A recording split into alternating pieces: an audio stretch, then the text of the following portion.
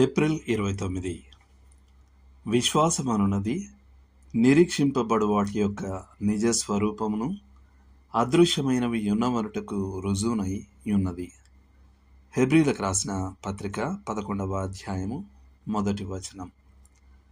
విశ్వాసం అంటే దేవుని వాక్యంలో ఉన్న నిశ్చితమైన నమ్మకం.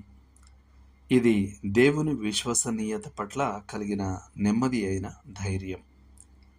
దేవుడు పలికింది సత్యమే, ఆయన వాగ్దానాలు నెరవేరుతాయి అనే దృఢ నిశ్చయం. ఇది ముఖ్యంగా భవిష్యత్తులోని అంటే ఆశించబడిన మరియు కనబడని అంటే అదృశ్యమైన విషయాలతో సంబంధం గలది. విటియర్ చెప్పినట్టు విశ్వాసం యొక్క అడుగులు శూన్యంలో పడతాయని అనిపించినా ఆ అడుగులు బండరాయిపై నిలబడతాయి. అయితే అది పూర్తిగా అలా కాదు. విశ్వాసం అనేది అంధకారంలో వేసే గెంతు కాదు. ఇది అత్యంత నిశ్చితమైన ఆధారాన్ని కోరుతుంది మరియు ఆ ఆధారాన్ని దేవుని వాక్యంలో కనుగొంటుంది. కొంతమంది అనుకుంటారు ఒక విషయాన్ని బలంగా నమ్మితే అది జరిగిపోతుందని. కానీ అది విశ్వాసం కాదు, అది గుణపాఠమైన ఓ ఊహ. నిజమైన విశ్వాసానికి దేవుని చిత్తం లేదా వాగ్దానం ఆధారంగా ఉండాలి. దేవుడు ఒక విషయాన్ని వాగ్దానం చేస్తే అది ఇప్పటికీ జరిగిపోయినట్టే. దేవుడు భవిష్యత్తును చెప్పినప్పుడు అది ఖచ్చితంగా జరుగుతుంది. అంటే అది విశ్వాసం భవిష్యత్తును ప్రస్తుతంలోకి తీసుకురావడమే గాక కనిపించనిది కనిపించినట్లు చేయడం. దేవుని నమ్మడంలో ఏ ప్రమాదము లేదు. దేవుడు అబద్ధం చెప్పడు, మోసం చేయడు. ఆయననెవరూ మోసం చేయలేరు. దేవుని నమ్మటం మిక్కిలి జ్ఞానమైన, చైతన్యమైన, తార్కికమైన చర్య. సృష్టికర్తను సృష్టి విశ్వసించడంలో ఎంత యుక్తి ఉంది.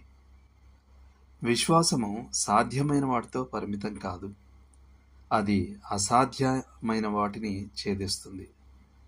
ఎవరో చెప్పారు, విశ్వాసము సాధ్యం కాని వాటితో ప్రారంభమవుతుంది. అది అసాధ్యమైనప్పుడు మాత్రమే దేవుడు కార్యం సాధించగలడు. అందులోనే దేవునికి మహిమ కలుగుతుంది. విశ్వాసము, బలమైన విశ్వాసము వాగ్దానమును దర్శిస్తుంది. దేవుని యందే దృష్టి ఉంచుతుంది. అసాధ్యాలను హాస్యంగా చూస్తుంది. ఇది జరగాలి అని బలంగా పలుకుతుంది. నిజమే, విశ్వాస జీవనంలో కష్టాలు, సమస్యలు ఉంటాయి. దేవుడు మన విశ్వాసాన్ని శోధించడానికి పరీక్షలు, కష్టాలను అనుమతిస్తాడు.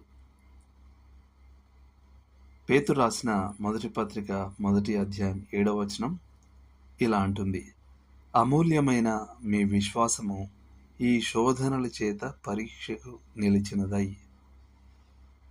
కొన్ని వాగ్దానాల నెరవేర్పును చూడడానికి మనం బహుకాలం వేచి ఉండాలి.